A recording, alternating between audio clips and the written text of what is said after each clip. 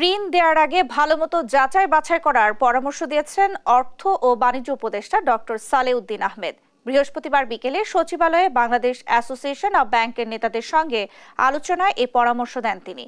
বলেন, লুটেরাদের হাতে ধসে পড়া ব্যাংক খাতের সংস্কারে একের পর এক নতুন কৌশল নিয়ে কাজ করে যাচ্ছে বাংলাদেশ ব্যাংক ও সরকার।